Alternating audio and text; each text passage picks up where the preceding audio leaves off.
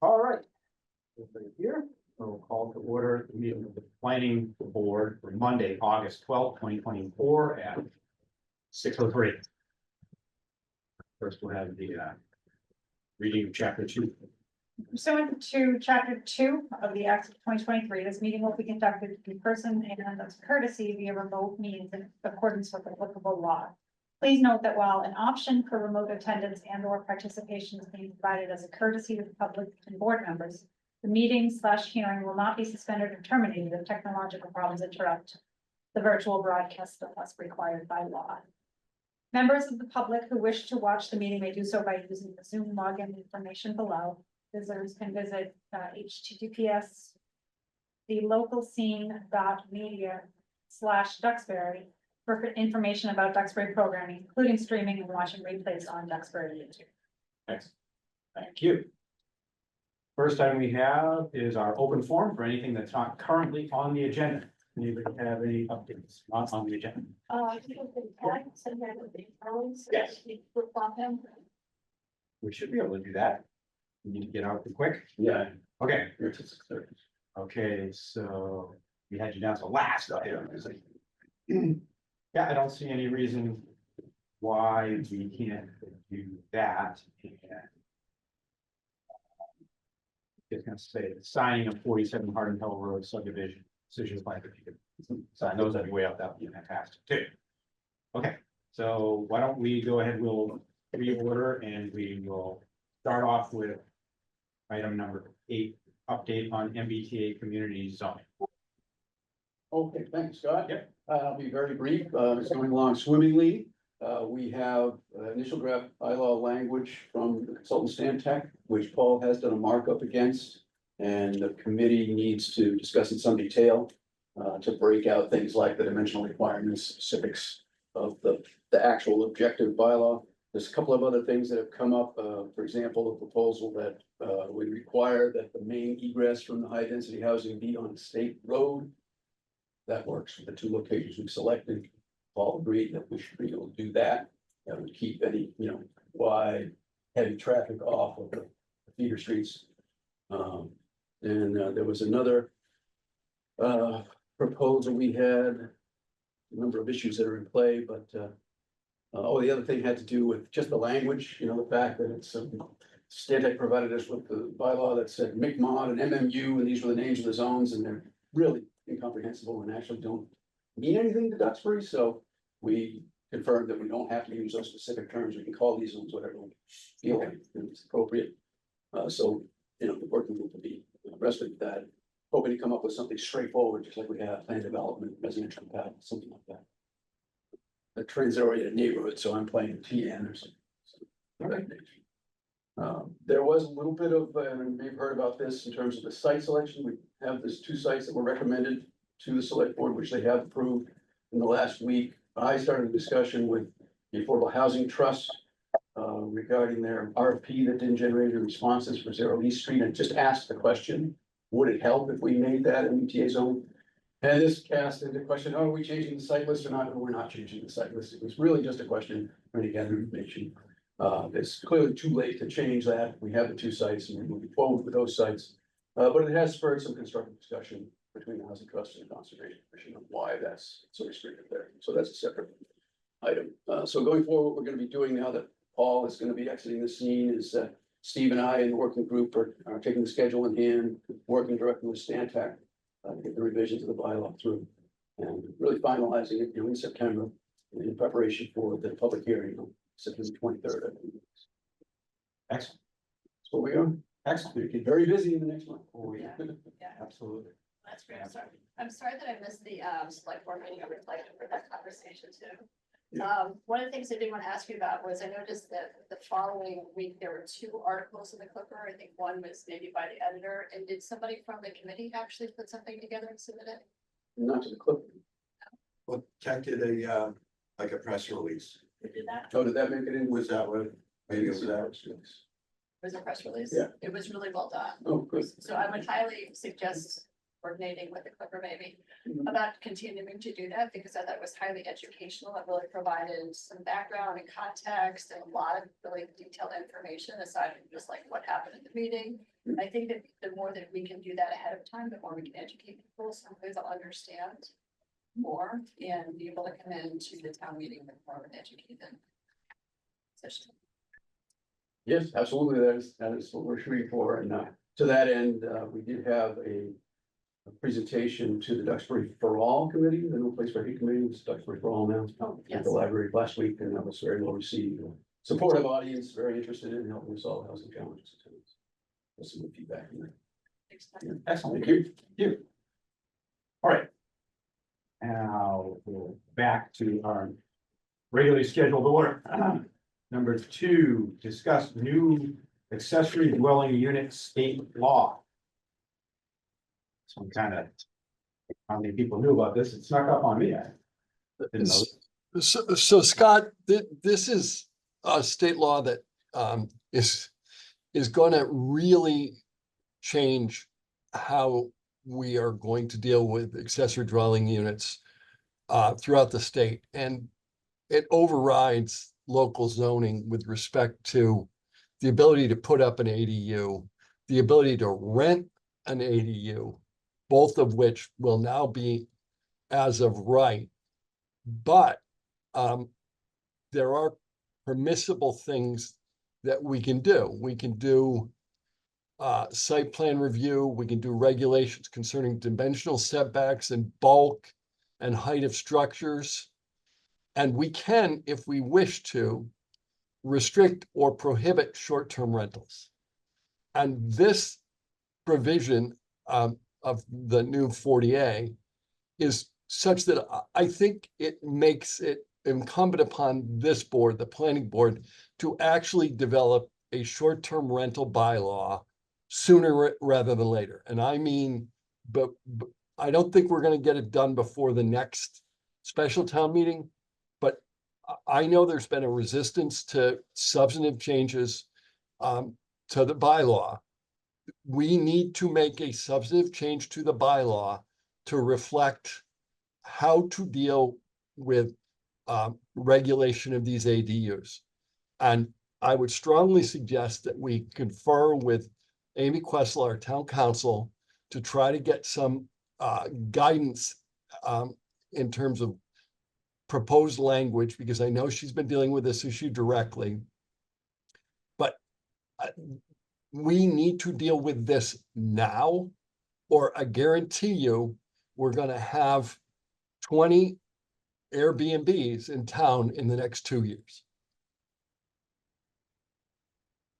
Okay,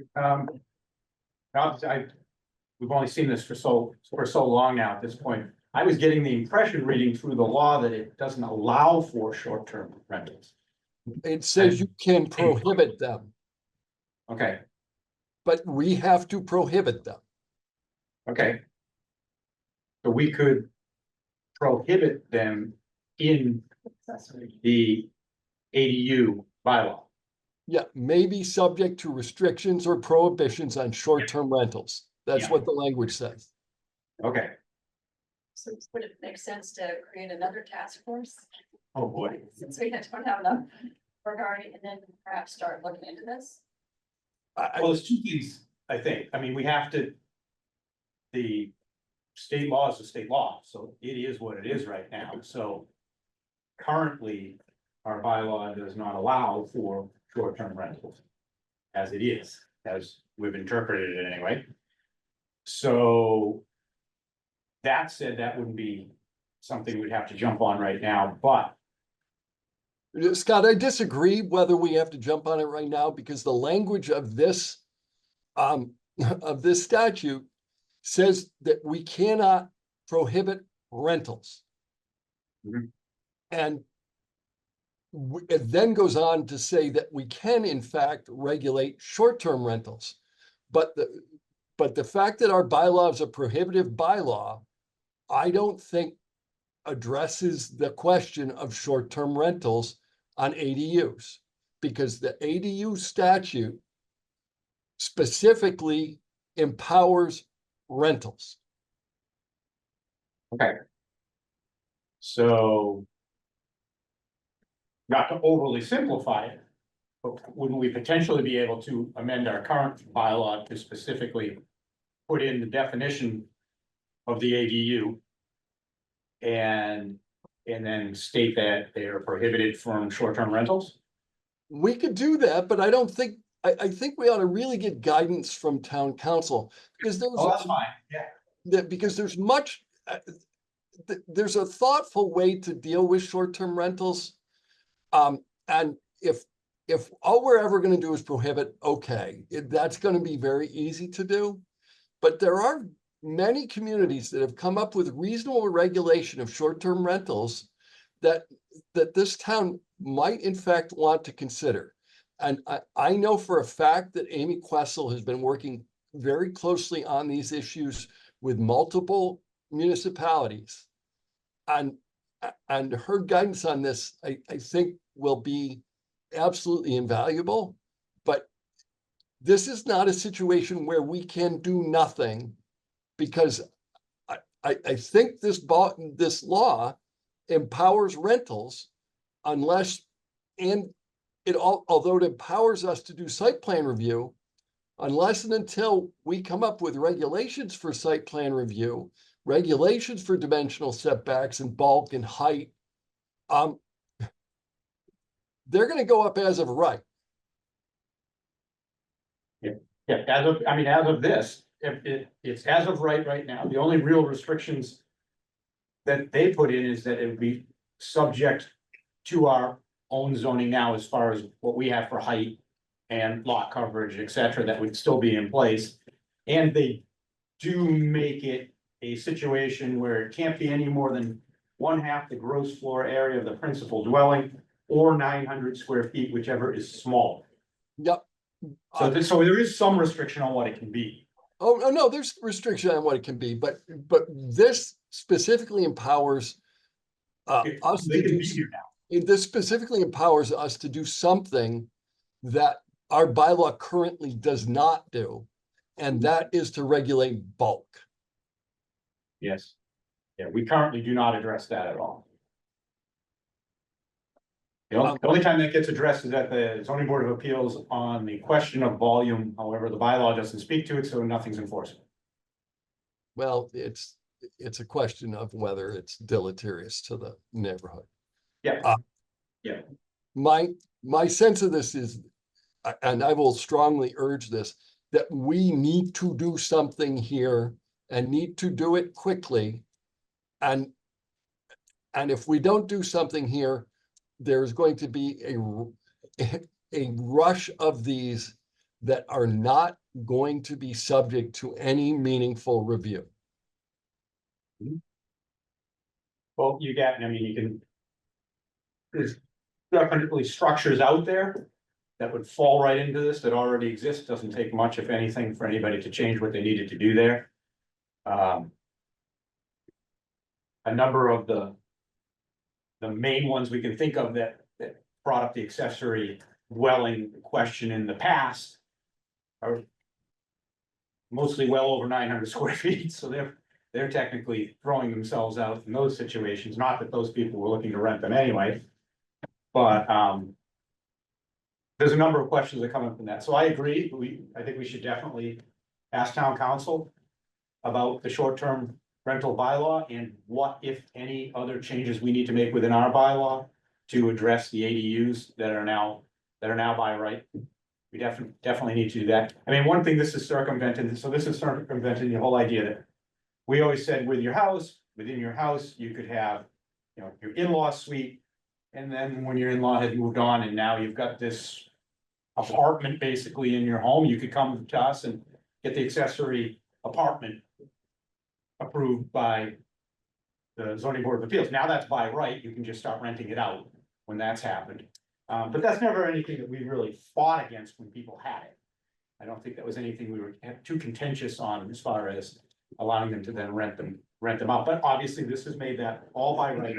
And more specifically, I didn't see anything in here where a detached structure couldn't become one of these either, as long as the rental unit is 900 square feet or less. So. Oh, I think this empowers detached structures as long as as long as it's otherwise compliant with zoning.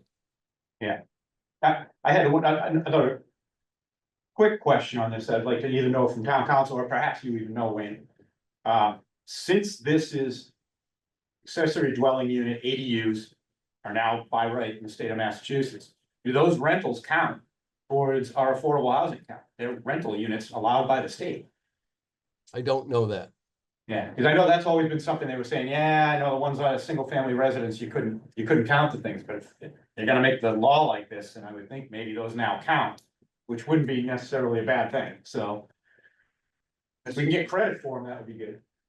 Yes, So in order for one of these to be an affordable unit, it needs to be subsidized. And there would need to be an affordability deed restriction placed on it. but all apartments are Right. affordable. Well, that's the difference between affordable housing according to the state to get onto the SHI and affordable housing, which is inexpensive rent or mortgage payments. And the two are at a disconnect quite often. Okay, so I thought we had found out at one point that all, in other words, in the MBTA community, if an apartment complex was put up, that all those would count as affordable because they're rentals. If a certain number, I think if 25% of the rental units are affordable, then in the state's eyes, they count 100% of them. Okay. But they define then an amount of rent that makes them affordable. So the rent is more individual based than unit based, and it's calculated by the 80% or less of the mean area income of the area. It's one form of affordability. Okay, so the rentals are gonna be affordable units. Yeah, but the deed restriction's a serious thing, and people just don't go and record those and say that this property will be rented at a below market value forever. And so people will just do those. There has to be two elements, a subsidizing agency and a deed restriction, a deed rider that the state recognizes. Okay, okay, Regarding the accessory apartment bylaw, most of the communities on Cape Cod have by right accessory dwelling unit bylaws. They've recognized that their affordable housing crisis is more serious than in other parts of eastern Massachusetts, and they've really been going out of the way to create more affordable housing. So last year, I took their existing accessory dwelling bylaw and I made it less restrictive under the direction from the select board was to make it less restrictive. At the time, I looked at the Cape Cod Commission's model bylaw. So I told Emily that we should get the commission's model bylaw, take a look at the Harwich bylaw, you can collect some others, and you'll see the elements that need to be included, things like setbacks, height, if it's in addition to an existing home, that architecturally they need to be compatible. So there's a lot of little things that need to get addressed, and I think you'll see in some of the models that those elements that need to be included. And it can be by site plan review, which in Duxbury, requires a notice to the abutters and in the newspapers. So it's almost like a special permit. So I think once you get a bylaw in place, hopefully next March, you don't have to worry about this. Mhm. The short-term rental it's connected, but it's separate, and you'll have to address that somehow and work with council on that.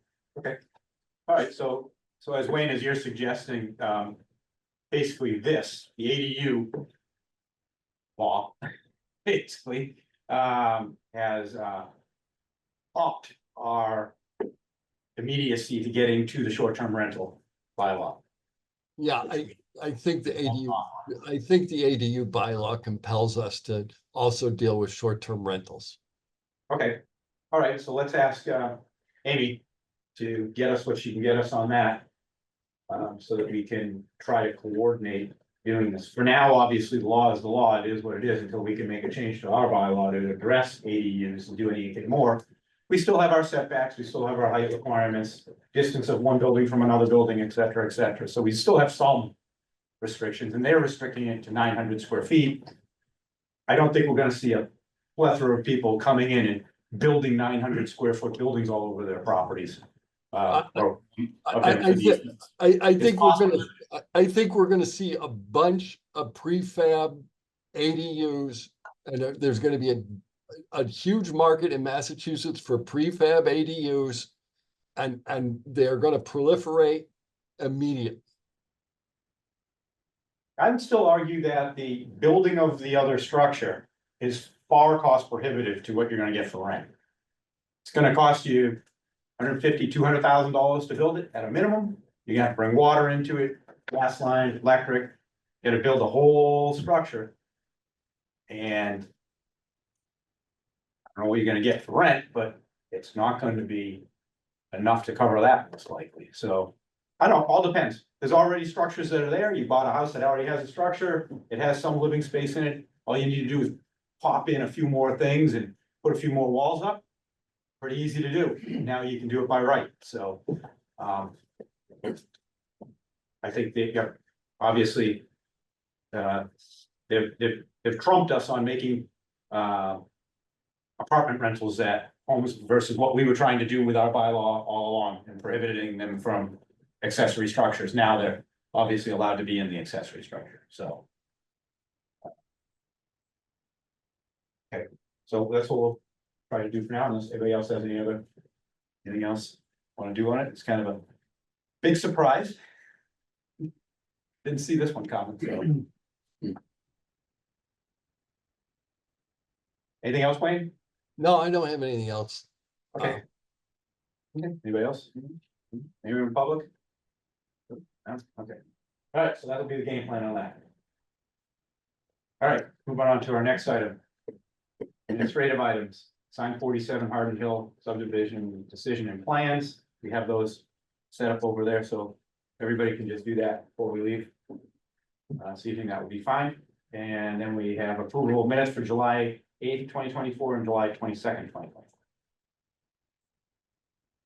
Entertain a motion to approve both sets of minutes. So moved. Okay, I'll say, second. Any discussion on those? Any changes anybody wants to make? Nope. We're now call for a roll call vote. We'll just come right down the table and we'll start with Wayne. Wayne Dennison. Hi, Ted Carpenter. Hi, Lawrence Moore. Jen Turcott. Hi, Scott Casagrande. Hi, Kristen Rapp. Hi, Matthew Ray. Okay, unanimous. Next item. This is discussion with Gurdit Core MAPC residential cluster inclusionary zoning update. So this update since our last meeting. I apologize if I butchered your name. Sorry. It's all good. Hi, good evening. I'm Gurdeep Kaur. Emily, could you please make me co-host so I can share my screen? Yep, I just did it. You should be all good. Perfect. Thank you. Hi, everyone. Thank you for taking the time to continue the discussion from our previous meeting. I'm joined here today by my colleagues Alexis Smith and Mark Rassicott. And I will save everybody the longer presentation we made last time, but I will go over it briefly as well as with addressing a few of the updates made to address the questions that were raised last time. So let's see if I could get this share screen.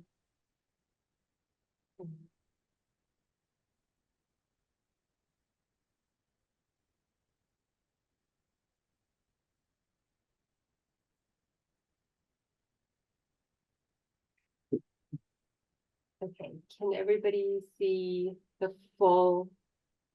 Yes, okay, great. Right, I'm going to switch to the second slide now. That should say project goals for everybody. Yes, okay. Yep. Great. Yeah, so just a very brief overview, and then we want to allocate most of our time tonight for discussion. So our project goals for this residential conservation cluster and inclusionary zoning bylaw updates are to bring both into alignment with recent legal rulings, encourage developers to utilize the RCC zoning and ensure that inclusionary zoning can be applied to the developments that would fall under the RCC and single family zoning. the challenges that we addressed, and went over last time, in the RCC, as you all are well aware, is that, a lot of the language is contradictory, confusing, and not necessarily aligned with, the current legal rulings that pertain to RCCs or open space residential developments, OSRDs. And in addition to that, the burdensome application process is prohibitive, or at least not conducive to producing additional RCC zoned developments. And we want to propose some recommendations that will hopefully address that. So as we discussed previously, we are proposing that RCC be allowed by right with incentives. And this ties into the inclusionary zoning recommendations as well. So the challenges in inclusionary zoning were that, again, trying to align them with legal rulings, the town cannot require that lots be reserved for affordable housing. In the same way for OSRD and RCCs, the town cannot require a developer to produce both sets of plans, conventional and RCC, and be the decision maker on which plan moves forward. That decision legally needs to lie with the developer. So a few things that we're addressing there. The town also for inclusionary zoning is currently using the special permit process specifically to administer the inclusionary zoning bylaw. And we're recommending that a by right approach may be more effective and efficient.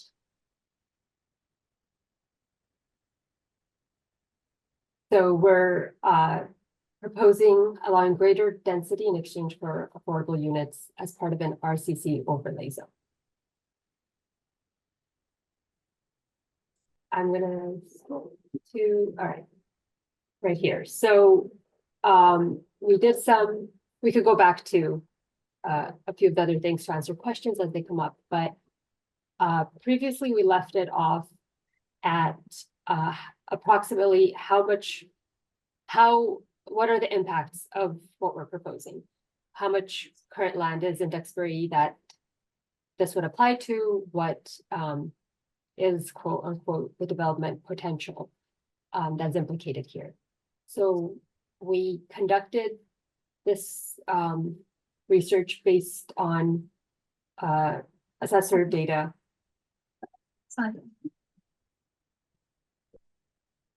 And we took an inventory of all parcels that are privately owned, that are currently unprotected in terms of open space, all that are at least 5 acres in size and above to account for like feasible development, and are under 0.15 FAR, which is way below what the current FAR requirements are. And I could go into that in a few minutes when I go over the maps. All right, so the parcels that meet this criteria today are in Duxbury there are 179 parcels, all that range in sizes between 5 acres to 159 acres in size.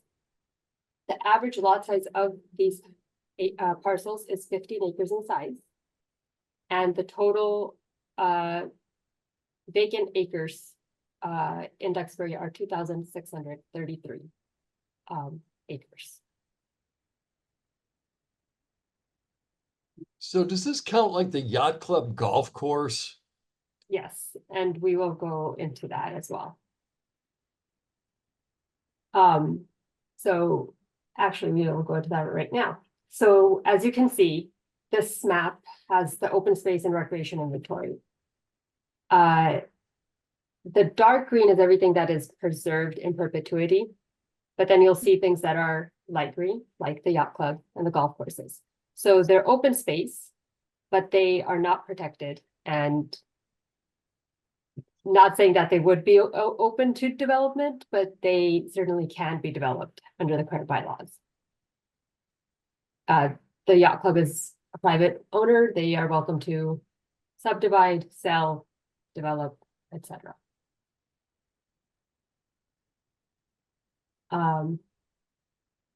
This So also take into account, the wetlands everywhere. We have a lot of wetlands beyond the blue ponds. Correct, so if you'll see you'll see the ponds and the rivers quite visibly.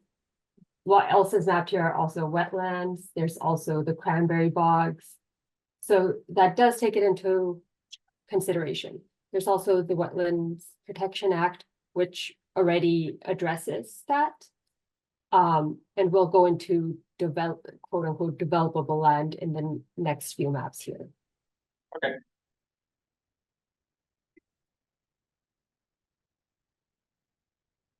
So this map, everything in purple maps those 179 parcels. Each of these parcels is at least 5 acres in size. They are not protected under any form. And they currently have an FAR of 0.15 on a lot size of 5 acres. So what that means is that under the current bylaw, which states that the FAR is maximum of 0.15 for 40,000 acres, or sorry, 40,000 square feet. Each of these could theoretically be further subdivided into a minimum of at least 5 lots, all which can be developed 5 times as much as they are currently.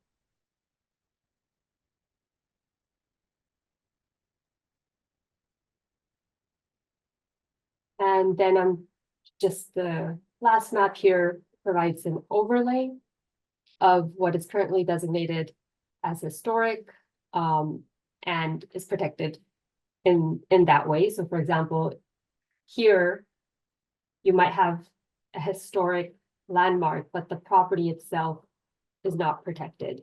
So while you may have something that is preserved, the area around it is not. So you could potentially develop quite a bit around it, which could subtract from the quality of that historic landmark and experience therein. Yeah, and I'll leave it here, and I'll pause here if there's any questions. Would you mind just refreshing us? What is FAR? Sorry, floor area ratio.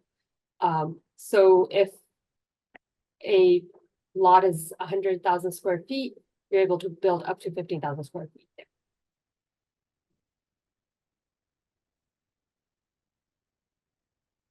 Right, I think a couple of us kind of commented over here. I think we're still picking up a lot of spots in that northeast section, the big purple spots you got there. That's all marsh. You can't build anything in there.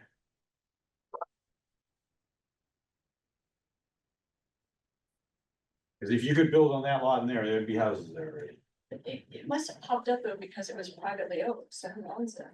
Yeah, it seems to me that, if I may, through the chair, it seems to me that the Wetlands Protection Act and all of its constraints are not part of this criteria, and they would need to be to come up with a realistic plan for potential development. Yes, so this was more, again, for illustrative purposes. We're not proposing any kind of guiding where development can and cannot go.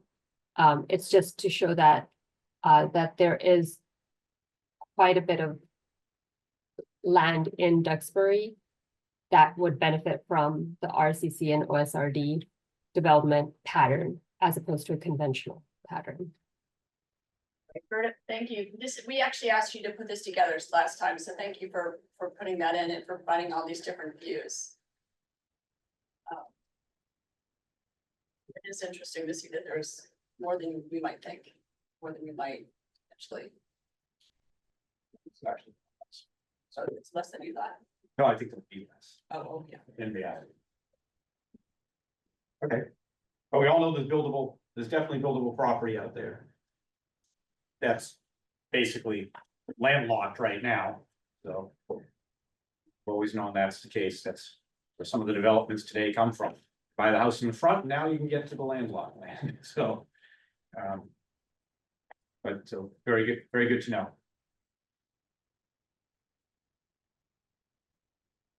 Okay, I could leave this up or I can stop screen sharing and we can just go into the discussion now.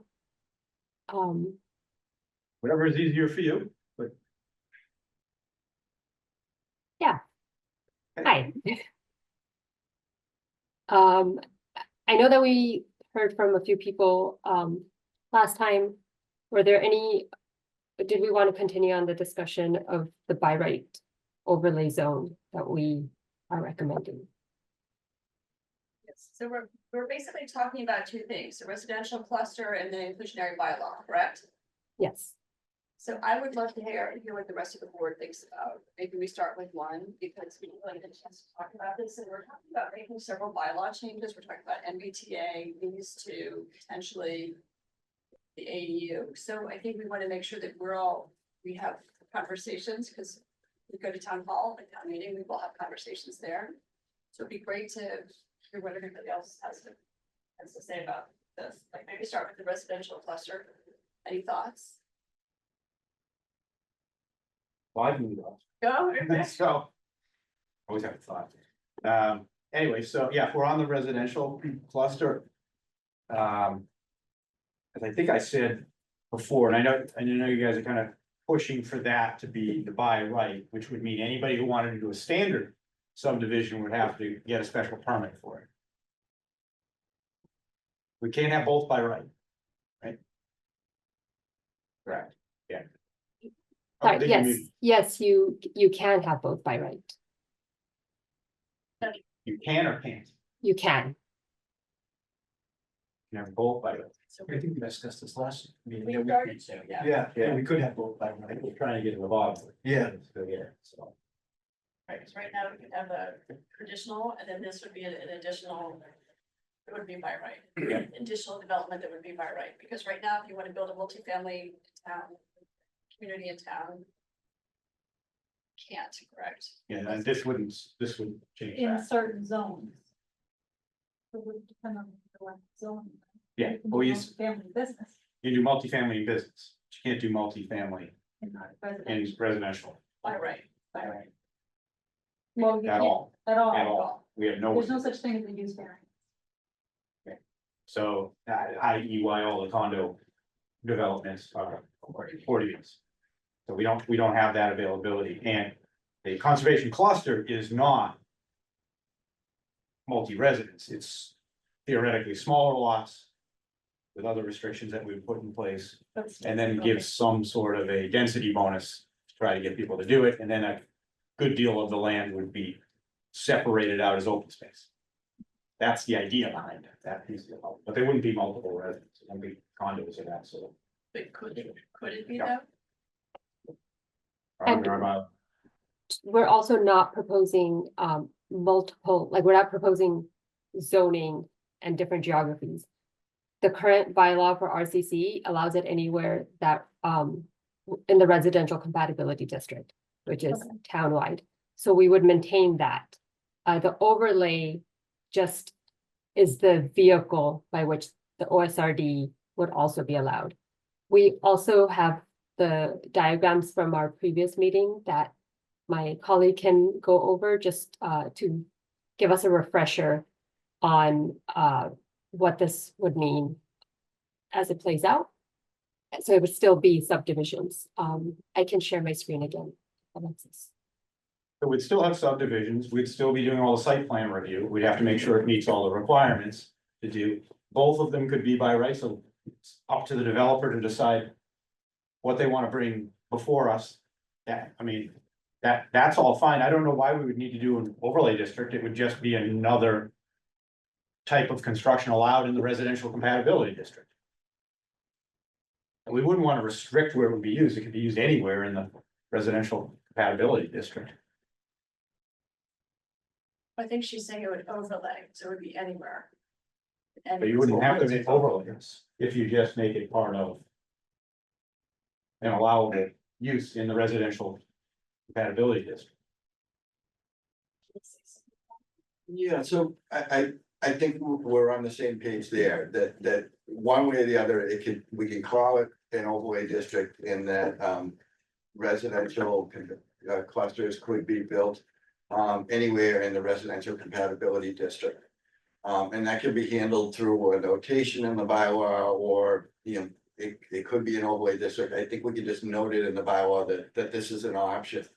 So for many years, communities have tried to promote cluster development because it allows us to take a portion of a parcel and set that aside as open space.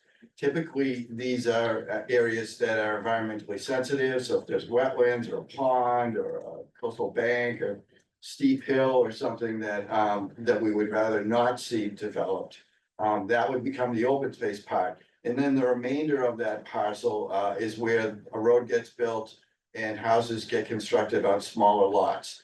Those lots typically have smaller lot area and less frontage. Less frontage means shorter roads, and shorter roads means less environmental impacts from clearing, grubbing, grading, less stormwater management and structures that need to be put in place to manage the stormwater. So this has been something that many communities have been doing for years. Duxbury's had a bylaw in place, but it hasn't been one that has been attracting the developer to go that route. So right now, there's a standard subdivision approach, but if we want to try to preserve more land, protect more open space, the cluster is the way to go, and we want to provide some incentives to make the development community want to choose those as opposed to a standard subdivision. And so what they've been suggesting is that we provide some incentives. And I think what their research is showing us is that allowing an extra lot isn't enough. And so they're suggesting that we allow 2 or 3 additional density bonus lots to provide that kind of incentive to make a developer want to say, yeah, I'd rather do that than do a standard subdivision. In most cases, the open space that's left over is protected, but protected at a higher level. Most communities require conservation restrictions on the open space land. Those restrictions have to be reviewed and approved by the State Department of Conservation, and then it gets recorded. And that way that open space is protected forever. It provides areas for people to go take a walk or walk their dog. They've been pretty popular in a lot of places where people recognize that open space and they like it and they want to keep it. Also, it allows something that we don't get in standard subdivisions is you can require that there be a buffer around the perimeter of the development so that it buffers it from the existing neighborhood around there. So that's kind of a summary of where we're driving this. And before we jump into the next subject matter of the inclusionary zoning bylaw, I wanted to make sure that Gardeep has all of her questions answered so that she can draft that bylaw language for the board to review. We have some hands up. Alexis? Yes, hi, thank you. I'm Alexis Smith. I'm a principal housing planner at MAPC, and I have been working on the inclusionary component of these recommendations. And just to answer a question from a moment ago, the rationale behind making the RCC an overlay district as opposed to simply another by right use that is on equal footing with a conventional subdivision use is so that it can be used to apply the inclusionary zoning and access that affordable unit. If you have what are essentially 2 single family uses, one of which is conventional subdivision layout and one of which is an RCC layout, and inclusionary zoning applies to one but not the other of those, that just gets messy. And so that was the rationale for the overlay district, that providing an accessible or providing a lot, reserving a lot for as an affordable unit is a condition of accessing the overlay district. Hopefully that answers the question that had come up earlier. That makes a lot more sense. Okay. Okay, thank you. Thank you. What are we talking, so well, you just mentioned as far as the density bonus goes, that one might not be enough, but what are we, what are we thinking about? One per how many lots? I mean, obviously, if the developable land would only provide 5 houses as it is, and we say we're gonna do a conservation cluster and we go to 6. So it's like one additional per every 5, or is that kind of the ratios we'd be looking at? So I'd like them to respond, Yes. this is one of the important policy issues that needs to get ironed out. We are recommending that for, and we can scale the ratios accordingly, but we're recommending that for every 10 units, there be 2 bonus market rate units in exchange for the 1 affordable unit. So in what would have otherwise been a 10-unit subdivision, you would have 13 units total, 2 of those serving as the bonus units that would offset the cost of the affordable unit, and 1 of those serving as the affordable unit itself.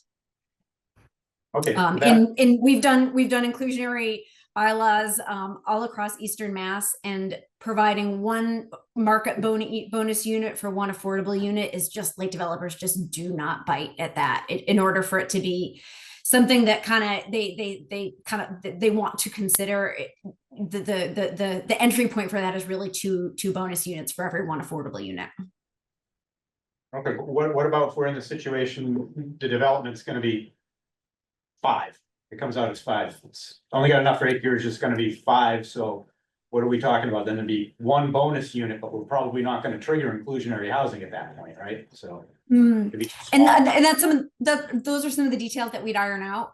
Just off the cuff, I would say that the town could offer 1. The bonus units are essentially for the affordable unit. And so if the town's goal is to incentivize RCC, even in districts that are too small to require an inclusionary unit, or even on parcels that are too small to require an inclusionary unit, then that would certainly be an option. But I would recommend that in larger parcels, certainly the 2 bonus, the bonus units are kind of exclusively to offset the costs of the affordable unit, which are substantial. So reality is in those, if you're gonna try to keep it linear, it's 1 per 5 units. Yeah. In that situation, with Yep. saying maybe in that case, starting at a minimum of 10. You gotta be able to get to 10, you get 2, but below that, The other thing, Alexis, maybe you can talk about this, is there's also an opportunity to do in lieu of actually building. They could actually Yes. provide a fee that we could put somewhere and. We've done that Yeah, before, dedicate somewhere in Yeah. town. we had that before, yeah. Yeah, the town's current, I mean, as you all are aware, the town's current bylaw does allow for an in lieu payment, for, I believe, for ownership units only. But that's certainly something, it's a strong move in general for an in lieu payment for smaller developments up to a certain size. Because, as you said, a 6-unit subdivision, like, just can't support a full affordable unit. But if you if you allow for that in lieu payment, then the town is at least getting something out of that, and generating some revenue for affordable housing. We had done that, the Ohio Trust was getting all the money and they were buying things with it, and then we had the changes in clarification of the law, got us on that. Yeah. We also allow that people could locate the affordable unit somewhere else if they wanted to as well, if they have other property they want to put on. And that's still okay to do too, right? Yeah, I believe that is with sometimes those accessing the in lieu fee or an offsite affordable unit, that would be a planning board action, typically, just to ensure that it's consistent with town goals, that they're not, loading, you don't want a situation where someone is building gorgeous, properties in the center of town and then locating the affordable units off by, the transfer station or whatever else. That just allowed a little bit of oversight on that. But in many communities, that's allowed with planning board approval. Are we closer to the suggestion we're looking for, or we still? I just need to know if Gurdeep has any other final questions before she can draft the bylaw. Other policy questions out there that we need to answer. Okay, Anyone else have any thoughts? no, I'd be curious, to Scott's point, it almost doesn't seem feasible if we're talking something less than a 10 building unit, because you're not gonna do a percentage ratio. So, to get to that 2 to really 3 extra lots, 2 market rate, 1 affordable, we're really talking about a minimum 10 unit development. And does that then reduce the available lots that they've already identified? Well, people could still do a conservation cluster on a smaller parcel. It's just you're not gonna likely, You're not gonna get as many better. well, we're not gonna trigger inclusionary housing on something that's gonna be 4 or 5 houses at the end of the day, less than 10. So if you've got a development that it looks like it would fit 5, and we give 1 bonus per 5, so to get, even on those smaller parcels, to get it to be a conservation cluster, you gotta offer them another unit at that point. So we'd go from, oh, you could have 5, but now you can get 6, but we're not, at that point, we're not triggering inclusionary housing. Those are just small developments where we would still try to push the RCC, but it wouldn't be the inclusionary piece of it. The bigger ones, where we get to 10. So the 10 would be our trigger for inclusionary housing, and anything below that, not. And if you had 9, you wouldn't get 2 bonus slots, you'd get 1, because it's 1 for 5 and 4 doesn't make 5, so. Or the town could also structure for those projects that are between 6 and 9 units, the town could just ask for a fractional fee as well. That would be an in lieu payment, but that would essentially say, all right, you're below that 10 unit threshold, but you're still, we're still asking for the compliance with the inclusionary bylaw in the form of like a fractional in lieu fee. So that would be a way to generate some revenue for affordable housing without, for those smaller projects. Yeah, but we need to pick a trigger for the inclusionary housing, right? The number of units. Yes. And I will say, we've been doing a lot of this work lately, and 6 units, 6 units is difficult for on-site affordable units, particularly with when the parcels are a little bit more spread out, as they would be in Duxbury, even in RCC district.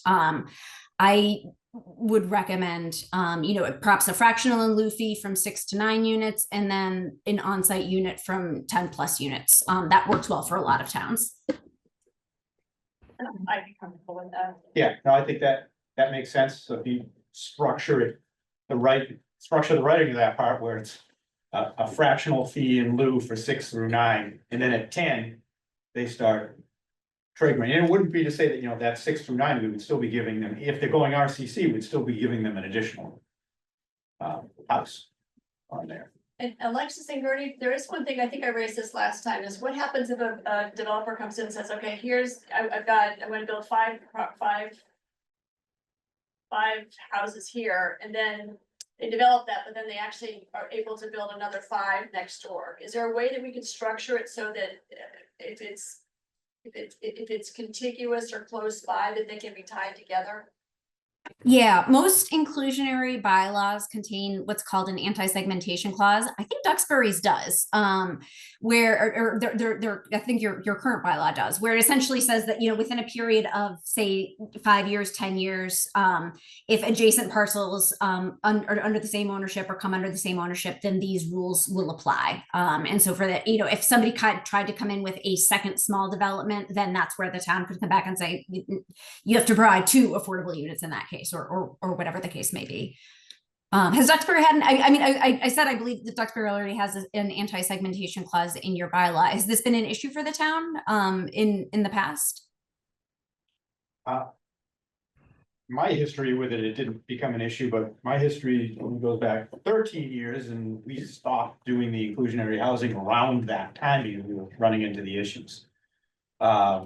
We did have a development recently that has 2 separate roads. It is one developer, so it ends up being a lot more houses involved. He was doing that all under one name, so I think we would have keyed in on that at the time anyway, doing that. But I don't know if there's anything that would stop somebody from developing one half of their lot under one name and do the other one under a different LLC, and now they're different owners. So, people will find a way around anything if they're looking. Yeah, no, that's true. And the town, and certainly if the town was aware of that, they could confront the issue. To my knowledge, municipality, any project that's big enough to be, to be worth segmenting is big enough that that the municipality kind of notices what's going on, and it's not something that is going to like slip under their, if somebody comes in with 2 adjacent 10-unit subdivisions or RCC developments, like y'all are going to notice that. And in most municipalities, that's kind of what happens, and then it gets flagged pretty early on. Again, with that specific legal language in the bylaw to prevent exactly what we're talking about. It's not been an issue that I've seen very often at all. Okay, well, let's make sure what we're offering up has that in it. Yes, absolutely. That is a standard thing to include. That's the reason why it hasn't been an issue for most municipalities. Okay. So we've got. Do we have anything else that you needed? Any other things we need to get you? Hi, I think I have my questions answered at this point. We have clarity that we can go forward with this direction.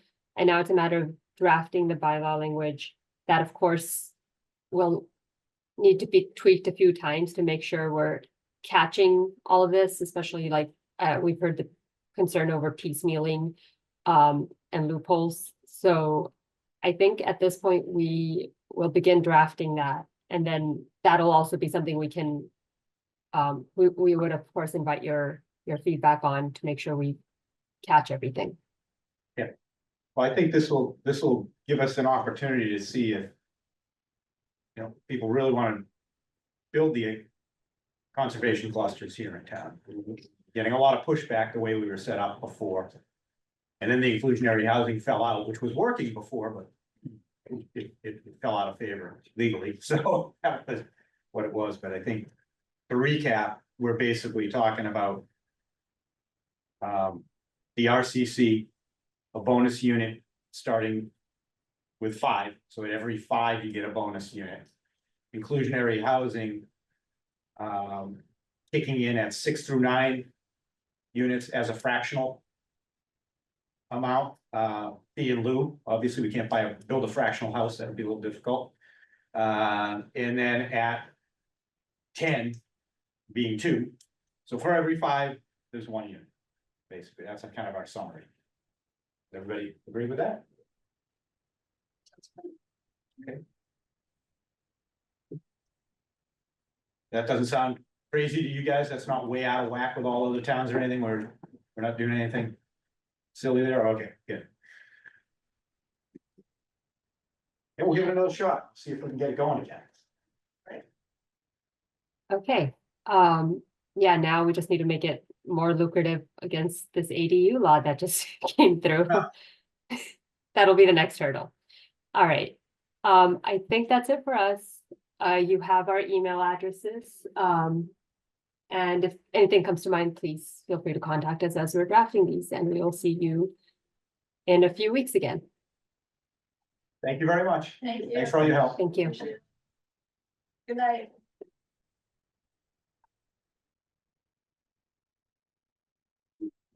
Good. Right. Years. All right, excellent. All right, next item we have informal discussion with Leo Bertolini on conceptual review of 601 Tremont Street subdivision plans. So I guess we'll just turn this right over to you. Informal discussion. Where's the best place to set up? So, Is it right over here? it'll pick it up. A little out was the Okay.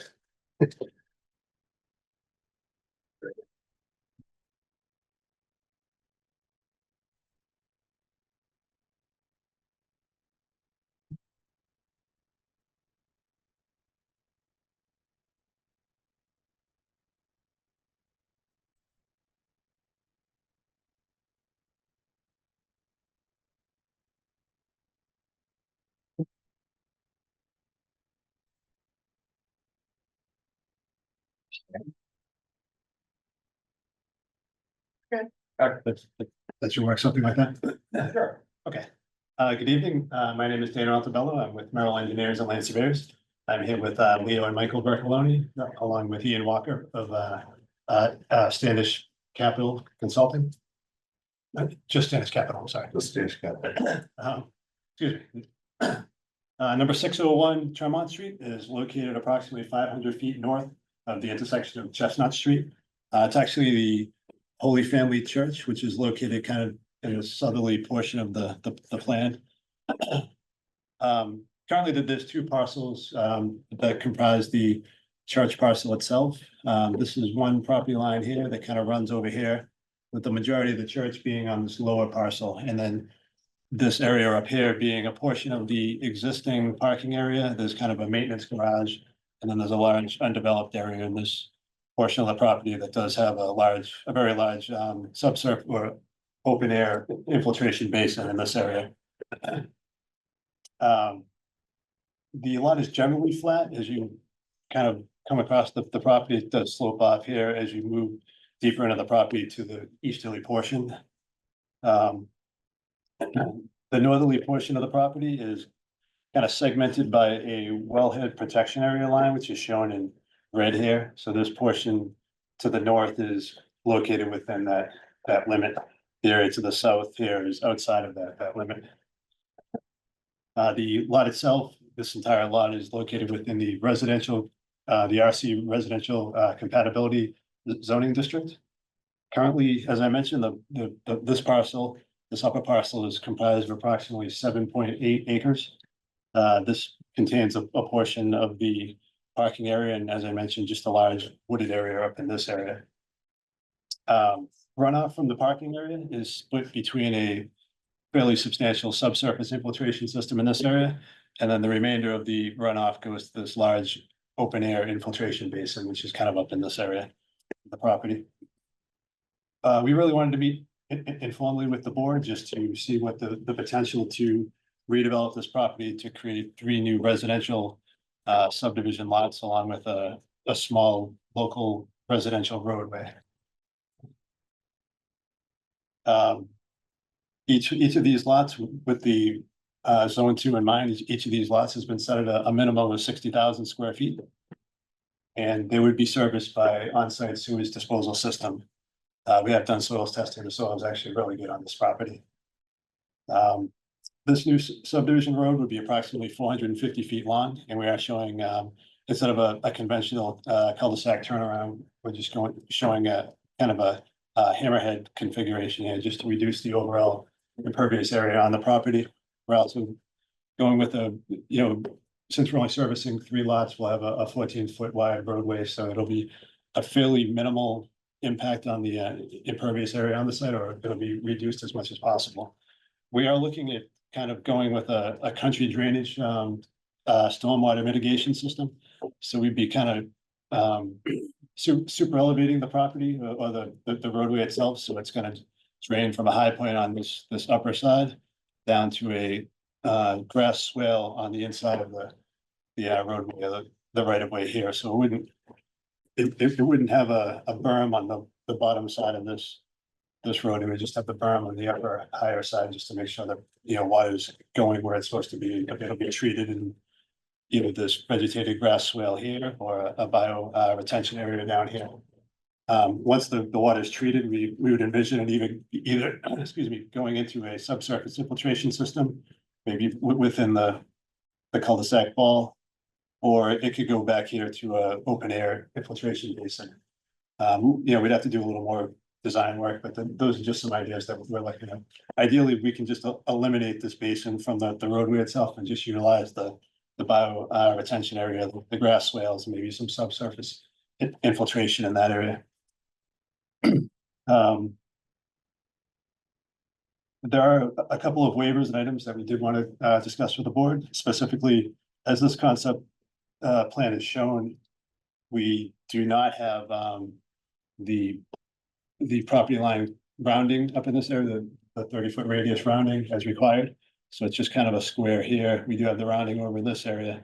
So that would be one waiver that would be looking to discuss with the board, just to make sure that wouldn't be an issue. Should I go through them all, or should we did you want, how would you prefer to? do it, Mr. Chair? Well, we're just having discussion anyway, so Yeah, if you, how many do you have? it's about 5 or 6 different items. Okay, I assume some of them are gonna be the standard ones every time we do a little smaller road, so. Yeah, there'll be a couple of those. Yeah. So I can just read through them and then Sure, we can come go back. Okay, that sounds good. The next one would be, currently there's a requirement that there's from center line to center line, there's a minimum setback distance of 200 feet. In this case, from Heritage Lane, which is across the street, we're approximately 130 feet from that. So that we just wanted to make sure that was something that we could waive with a smaller subdivision, only 3 lots, minimal traffic, et cetera. We also wanted to look into the potential if it doesn't work out with subsurface in this area, if we do need the 2 basins down here. Just wondering if it might be possible to waive the requirement for the 50-foot vegetative buffer between, stormwater basins. I think if we were able to do that, we could probably fit them roughly in the existing basin that's there, that's already cleared. That way we don't have to increase the impacts on site, we can minimize the trees that are taken down for the property itself. One thing we did do is a falling head, the permeability test, which gives us a much greater infiltration rate as opposed to being capped with if we reduce a static design, it's like 8.27 inches per hour. As a frame of reference, what we found out here is, I think it's between 17 and 20 inches per hour, which is, 2 to 3 times greater. So we're able to reduce these basins. This basin is enormous out there. It looks like it barely ever, there's very little water ever in that basin. Soils are really good and it's just really big. So we can reduce that. And I think we could probably put, both infiltration systems inside the existing footprint of that basin, or, thereabouts. So that was just one thing we wanted, if we can eliminate that 50-foot, we can just kind of maybe put a berm in here, have one basin this way, one basin over here or something like that. You leave the trees intact outside of that and kind of impact less of the site. Could you still get your 60,000 square foot lots? Yes, yeah. Okay. If you're moving it in that way, you do one larger basin, have it on its own lot. We're looking, so we've kept this separate over here, so we'd be looking at one basin over here, for this would be for the church area. And then we keep this area up here if needed. We're kind of showing a lot here, we just kind of slide that way a little more. Maybe we rotate some of the land around or something. So the bottom one you're showing is for the church. That's correct.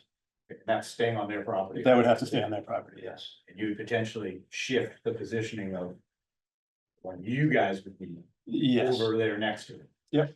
and we'd have to, reconfigure. These are just for, Yep, just right. discussion, placeholder sizing type thing, so. But I think that would work if that's something that I started thinking about the 50-foot separation here, and then, we're pushing into trees that are currently, existing, and it doesn't work as well if we're able to put our basin kind of adjacent to this basin and not have to have that 50-foot vegetative setback. We can kind of utilize this area that's already altered and keep the basin right in there. The next relief we were looking at would be, one of the issues, I think I already mentioned it, but we'd be looking to waive the requirement for curbing on the southerly side of the roadway, just to allow for the country drainage. It seems like it should make sense, but we just want to make sure that that's something that the board's comfortable with. The roadway across is also set across from the fire department parking lot. Leo had met with the fire department in the past year or so. They didn't have a concern, but we just want to make sure that the board was comfortable with that as well. Again, it's fairly, with 3 lots, it's going to be fairly low traffic counts and things like that on the roadway itself. One other item, this parcel right here, number 651 Tremont Street, this is their property line right here, as it currently is constituted today. And you can see over here, there's a turnaround for their driveway, which is well onto this property. They do have an easement in this area. It's about 10 feet wide, so they're well beyond the easement. They'd work with the owner just to try to provide this driveway to stay on their property. So they're looking at a little bit of a land swap that allows them to do that. They can keep the driveway as it is.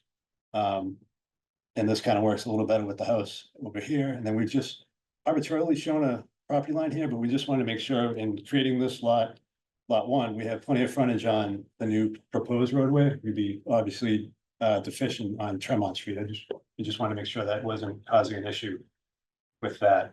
I have a question about that. if I may. Yeah, sure.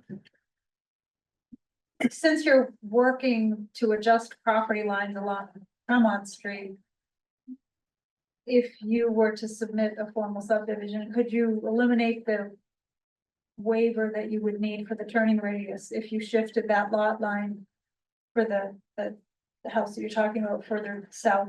So you could get is it a 50-foot radius? Yeah, Up in this area. yeah, that, How and then close on are the you? other side too. So it's a bunch of competing. So, Right, oh, so, I know it's a multi-dimensional Yeah. analysis, but just a thought. so we've shown it so it meets the setback to heritage as best we can. That gives us 130, which is kind of maximizing that. Yeah. But if we were to pull it down, we'd reduce that, and then it would be You're gonna even, need a waiver, you need a One waiver for way or the other. 130 anyway, yeah, exactly. so. One thirty, you already need the waiver, so Yeah, 125. yeah, Yeah, no, reduce the number of waivers that you have to ask for, I guess is the point here. And if there's Sure. a way that you can adjust the lot lines to eliminate the turning radius waiver request, that would be ideal. is there The distance to a minimum distance that you absolutely want to see between, streets from center line to center line? While we're looking at that, or Well, the rule is what, 200? 200, yeah. So that's the rule. Yeah. No, we're talking The distance the from the other street. distance from an opposite, so like, you want to get as close as you can to a T or an X intersection. Yeah, that would be So fine, that they meet, but if you're not gonna be, yeah, then you wanna be, It's two- is it 200? I think it's 200. Yes. You have You don't remember off 130 the top. here, I mean, but if you have 130 and you can eliminate the turning radius waiver request and you wind up at 120. Okay. You've eliminated a waiver. Okay, I just, so we probably end up having to go almost 30 feet probably. We'd have Look to, at it, this, you're asking for feedback, so Yeah. that's just my thought. I think Wayne has something. Yeah, I know this is an informal discussion, but I'm gonna tell you my initial impression of this is that we're talking about an awful large number of waivers to deal with a 3-lot subdivision. I mean, we've asked for, I think we've talked about 4 already, and some of them deal with water infiltration issues, other with lot lines. There's an easement involved.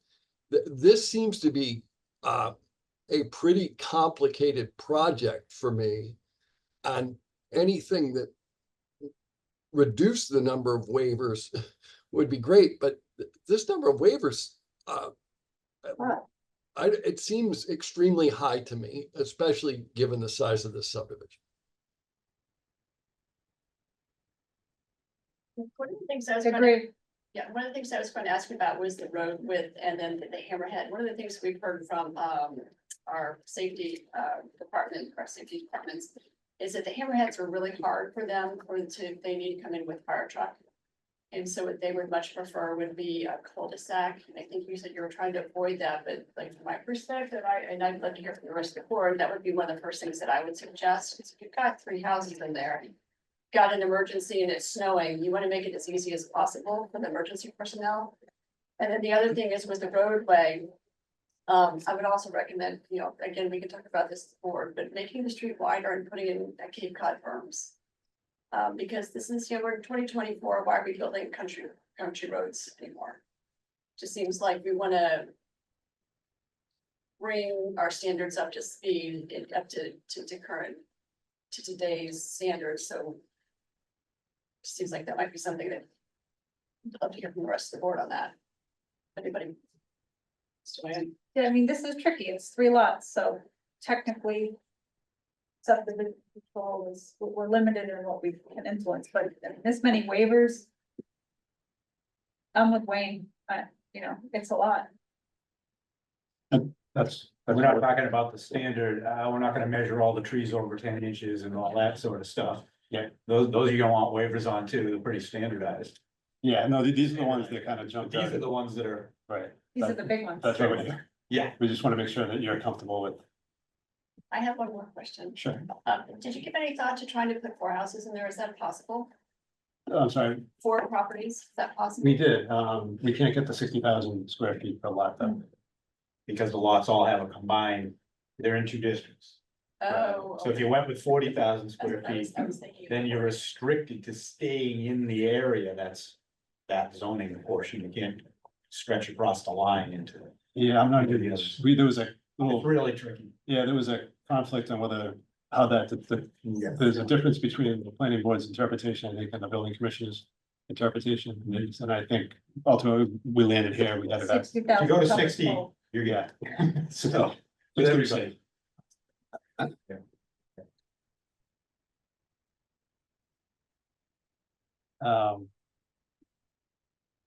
And that was really, so it's really just, it comes into the radii over here, it's just the adjacent driveway, same idea, it's a little awkward there, so we would end up having our curb rounding come into this driveway here, and we kind of intersect that. We could, again, Still that have all might, the sight lines. we have all the The set, sight line distances. that's are fine. actually very Like good. for me, I've less of a problem with that little piece of it. I like you being a little further away from the other road. I mean, I know it makes another waiver. Yeah. But, you know, that's, Um, those two are fairly minor, and then we get into all the drainage. Yeah, and I just caution on using falling head permeability rather than the traditional 8.27, you know, storms are not getting less intense as time goes by. You know, I think what North Carolina had 20 and 25 inches in 24 hours. So just caution you on that. Yeah, but you're absolutely right, I totally agree, and this material is so. Very sandy in there. It's extremely sandy, so I think that's why we did it, it sort of lends itself to it, if you look in there, even if you look at the bottom of the basin, it's not even like stained leaves, you know what I mean, it's not getting a lot of water. So it seemed to make a lot of sense. What is the timeline for developing this? Have you given that thought? These guys might have you looked at development timelines? Well, if we get approvals, we'd probably start in the spring. Is that the question? Yeah, that was the question. I was just saying, right, so. I don't know, at some point, you heard the whole conversation about the residential cluster, like that would give you a different look. But that would have to be passed at town meeting, and I don't know if that will be ready in November. So just a couple of thoughts. So on this property, this is owned by Holy Family, and they've owned it for a long time. I was on the finance board there back in the early 2000s, and they were thinking of putting a school there. That's why they had it. The finance council I'm no longer on the board, but they've decided to sell it. And, you know, they're looking to get as much as they can from it. But they were also very concerned that Father Bob was making sure that it was a development that was acceptable to the town and to the abutters. So when we first went with the 4 lots, we didn't know about the aquifer protection, we interpreted it a different way. But we've since met with all the abutters, and they're happier with this kind of design with 3 lots. And the abutter that's on Tremont Street, he has an issue because he's on the church's property. And Father Bob said, work it out with them. I'd like to keep them happy on the solution. They're older, my age, and she's used to that spin development, or, you know, that little, the way this goes around like this. She's used to that parking in. But, because we had suggested that, you know, they go back to their lot line, and she basically said, I really can't do that. So That's a tough road to be getting in and off Yeah. of for somebody, so. That's why we need some of the waiver, because we've decided that we're gonna give her property and make it more advantageous for her. Cut down to 3 lots and allow her to have total access to that property, as opposed to forcing them to their lot line. So that's created some issues. The second thing about the drainage is we could just stay with the existing drainage and I guess not ask for waivers. But in our opinion, it's a real overkill with the trees. And what we'll be doing to our butters and back with taking down property to create these drainage areas that. And we did a study on the church parking lot on how much drainage that does and what the requirement was. So I don't know if you have that with you or we can bring it at the presentation, but unfortunately, they have way too much pavement now based on the attendance of church and how they built this back in the 70s. So they have this huge drainage area here, like you said, it's never wet, so we're trying to minimize cutting down any trees. To put in a drainage for them and a drainage for us, but. I guess if you want us to cut that, if that's what you'd like us to do, I guess we can go back to that, but. We met with Paul briefly, and he had asked us to meet with you guys, but. One of the goals we had was to cut down as little trees as possible. If you see, it's a pretty treed lot in there, and we do, and we were pretty far away from, I forget the name of the street, it's Meeting House. Yeah. And then the abutters in back, but they're basic, in their discussions with all of them, they basically said the more trees you can keep. And, we're gonna give a fence to the fellow in the front, the two people in front, that's what we're like, so that was kind of our thoughts on it. As far as the basins go, the basin that will be the churches. Yeah. Lower one there. There's no way to shift that down a Down little this bit way. further? Yeah, Well, we have to maintain that 50-foot buffer over here, and that is a residential, so. oh, that's somebody else's house, right there. Yeah, yep, so that would make sense. Yeah. It was just that, if we get two basins side by side, it seemed to make sense to. But if that's something that the board's not comfortable with, then we can certainly, look at different options. Well, if we're just trying to cut down on waivers, I mean, I know what you're getting at with the waivers, you're doing all the right things to try to move things as much as you can to get to where you need to be. I mean, two basins being within 50 feet of each other. And quite frankly, located in the area that's a huge basin now. I don't know, for me, that one's not too big a deal, but they are, as you hear, they're mounting up, so. Definitely get it. This is the problem with the land in Duxbury. We'll What's need left of it, what's left of it is small and hard to figure out what you're gonna do on. So could you go back to the part about the neighbor's driveway? What is it that you're trying to do there? What's currently there and what are you proposing to do on the corner? Want to bring the plan closer over here to see it? Can we do that, or is that?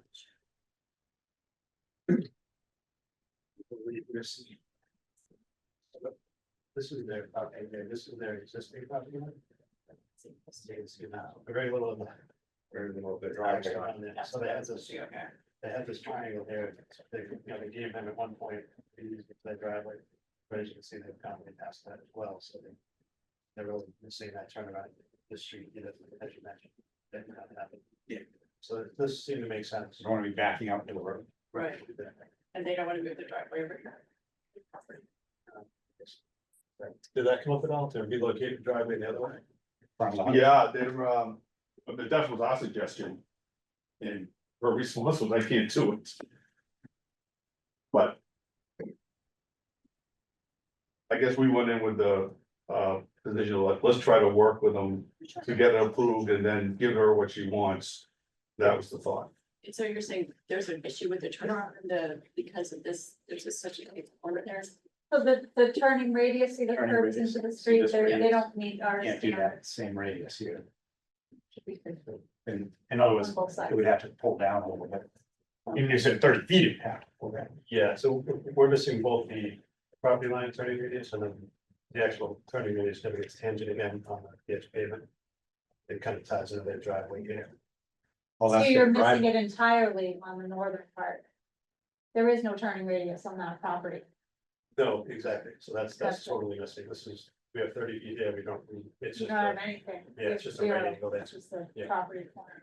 And that's a driveway right there. that's his driveway. That's his drive.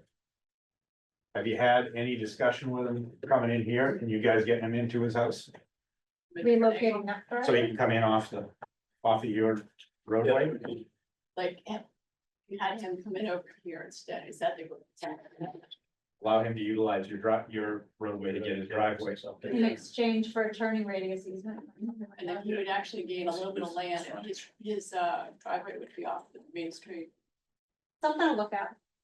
I mean, because that might open you up here if he's able to give you a little something, you know, I don't know what his frontage situation is or anything else, but if he could get you turned. And then it's safer for him, I mean, right now you got a driveway, and then you're gonna have 3 houses coming in and out of here, and if he could, we did this with another property. Brook We had Road, to come in and Brook go right Road in. off of Congress Street. Yeah. Brook Road, it's off of Congress and like the northern hinterlands.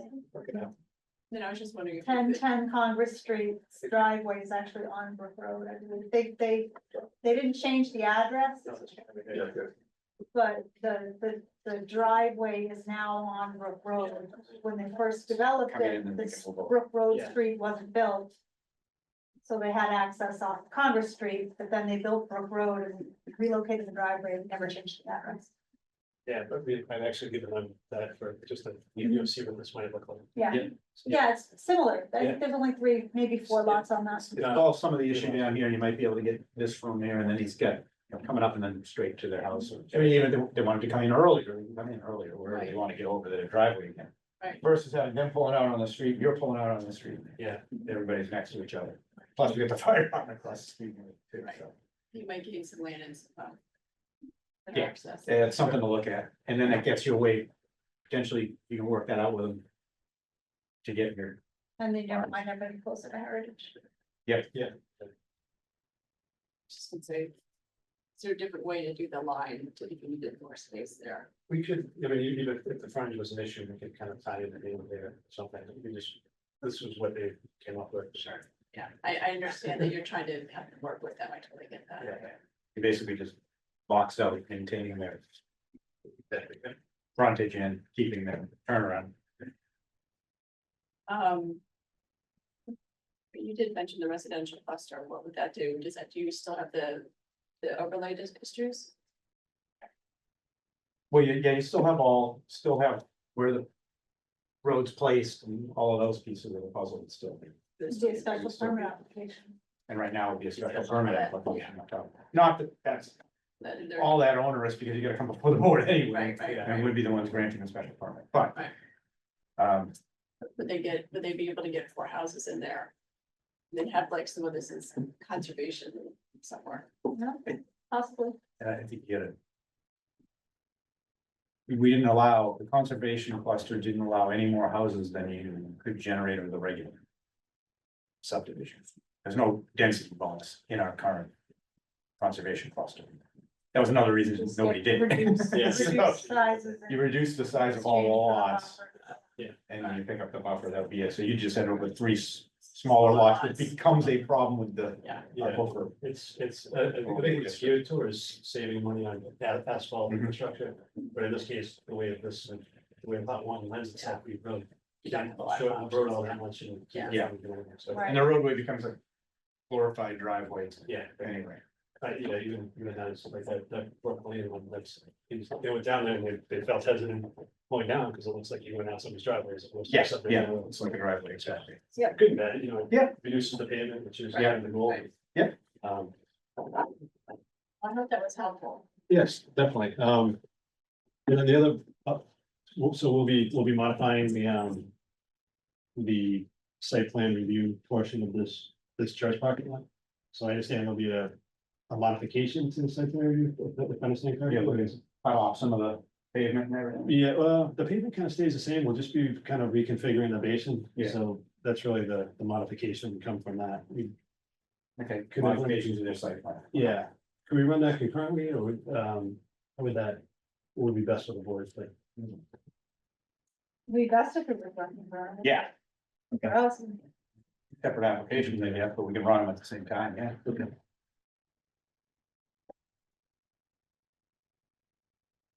Oh, the development's all the church too, right? The church just selling off the land. that's correct, yeah, yeah. So they're responsible with updating the stormwater system as necessary to, Okay, that part, of it. depending on what that reconfiguration looks like.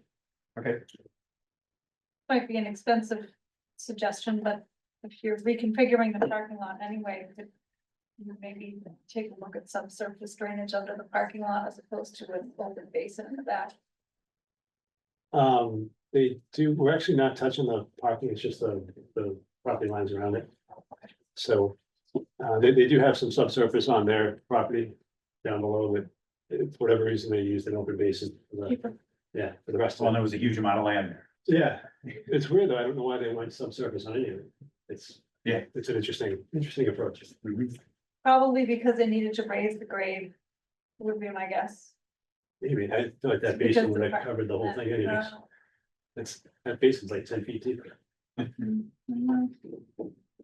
All right. Hope that's helpful. Yeah, just to be clear, for my, so, part of the positions where we were going for those waivers, I guess you call it, was to save more of the trees and that Mhm. stuff.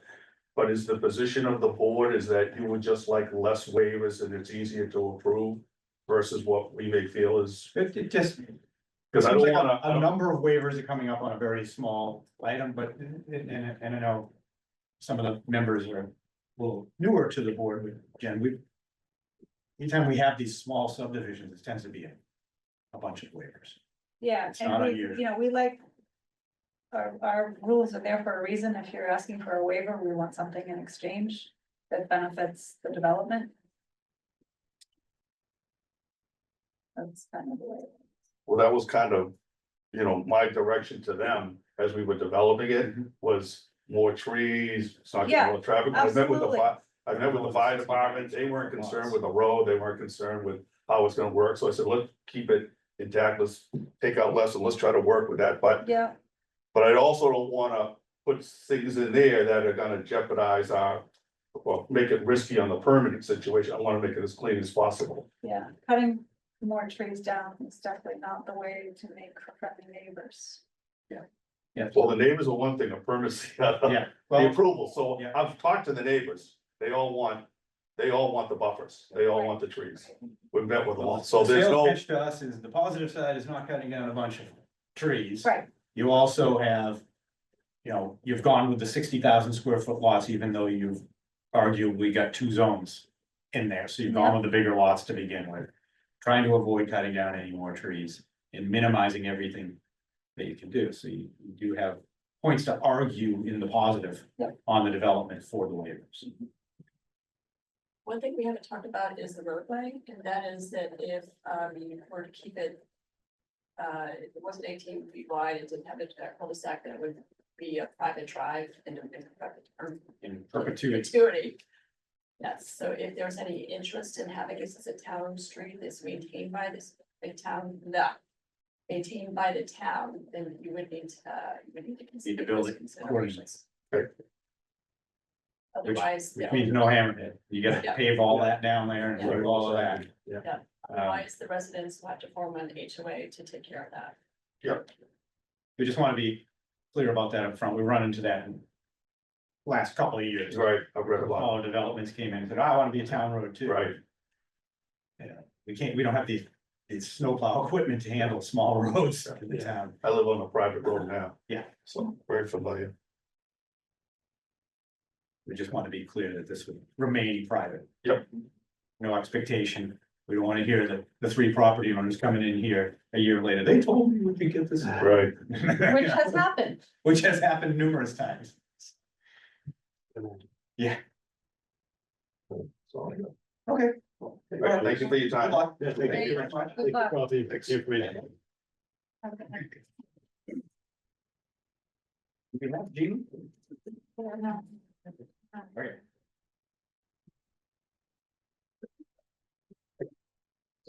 Hazard mitigation plan update. And you sent us all the possible funding. How often does this have to be updated? I feel like we just did it. Yeah, there's a number of plans that, like the open space recreation plan and the comprehensive plan that are supposed to be periodically updated. The hazard mitigation plan is supposed to be updated every 5 years. FEMA needs to certify it, and because these hazard mitigation plans come from all over the country, they've got a backlog, and they usually take a year or so for FEMA to certify it. So one of the reasons why I thought it was important for the board to discuss this is that the whole process can take a couple of years. Usually takes about a year to develop the plan. It's done in coordination with public safety departments, DPW, planning, conservation. Since it's a hazard mitigation plan, public safety are the ones that deal with hazards and deal with trying to keep people away from hazards. And then after there's been a natural disaster of some sort, the DPW's got to come and clean it up. So they need to be directly involved with this. And when I've done this in the past, we had representatives from the police department, fire department, town engineer, DPW, planning, conservation. If there's any kind of emergency management staff person, they're usually involved as well. So from the beginning to the end, it can take a couple of years. I mentioned that I reached out to Martin Pillsbury, the chief environmental planner at MAPC. He provided a cost estimate of $24,000 to update the plan. I went directly to MAPC because they were the ones that did the plan last time. They've got the data, they've got everything, they know what. All they need to do is make update changes. Yeah. As I recall, the plan that we put in place was, we spent a lot of money on and it's supposed to have the Cadillac plan. So, And so the first thing that FEMA looks for is, okay, this is an update, what have you done since, what are the recommendations that you implemented since the last plan was done? And so it provides a review of that. And it's a good way for the town to just check to make sure that, if these are buildings that we're directing the public to during emergencies, that there's a generator, there's public safety, there's emergency response team in place.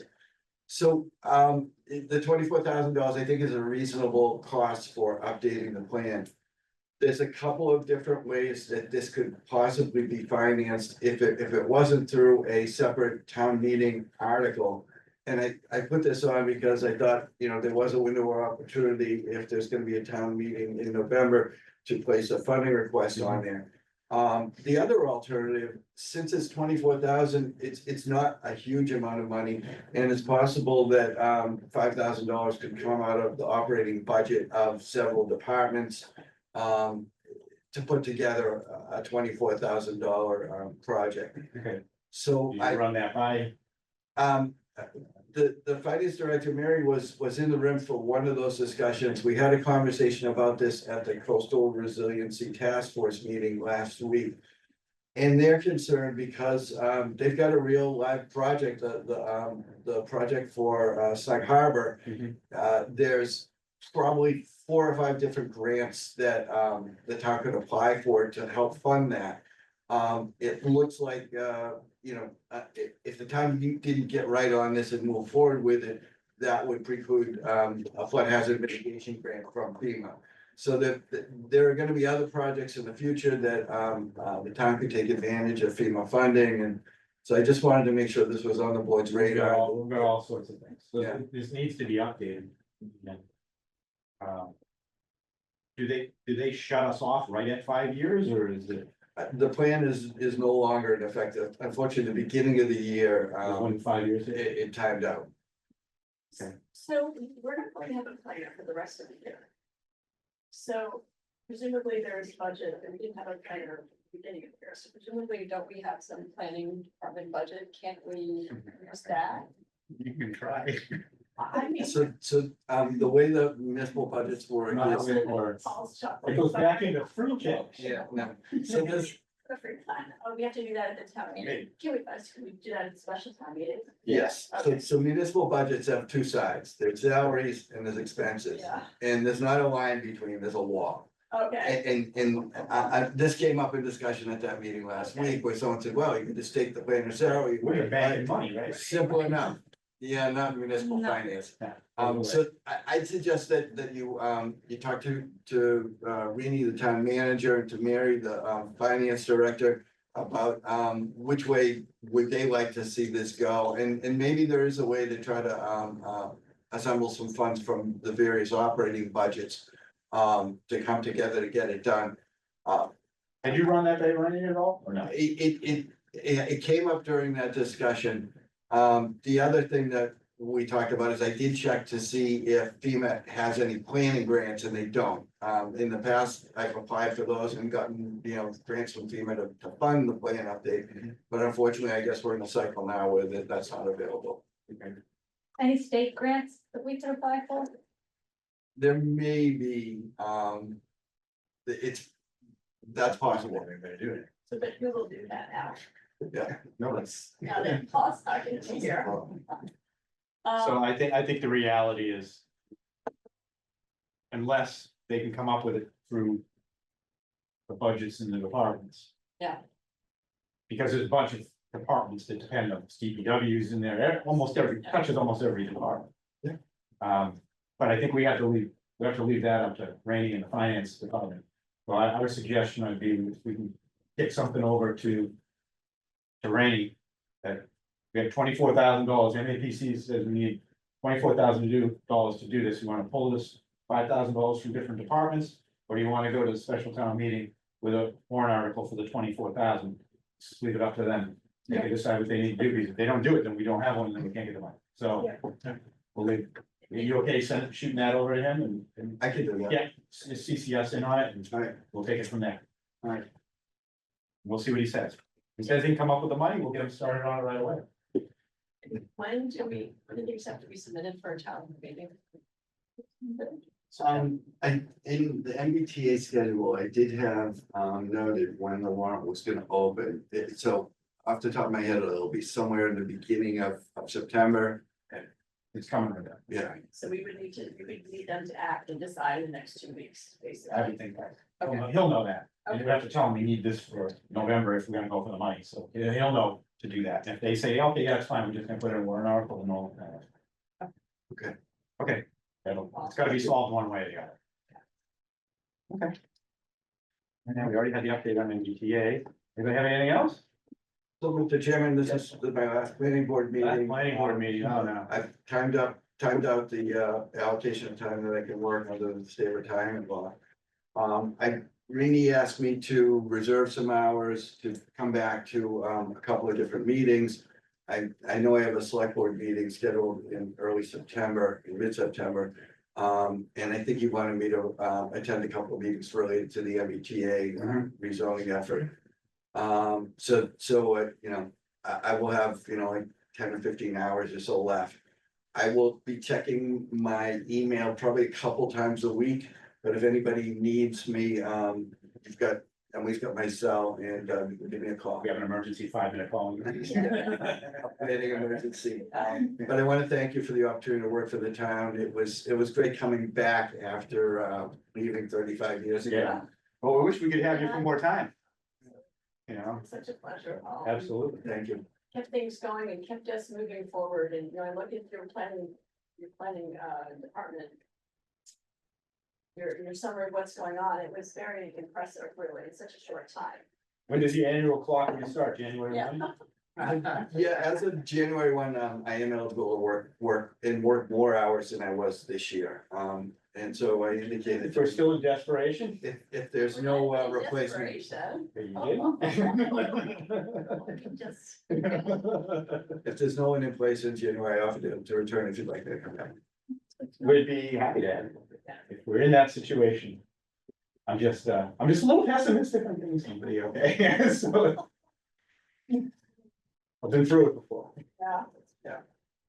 I've been through it as many times as I have. Painful. Yeah. Yeah. It's difficult. I know you've given them some suggestions as well on what we need to be doing.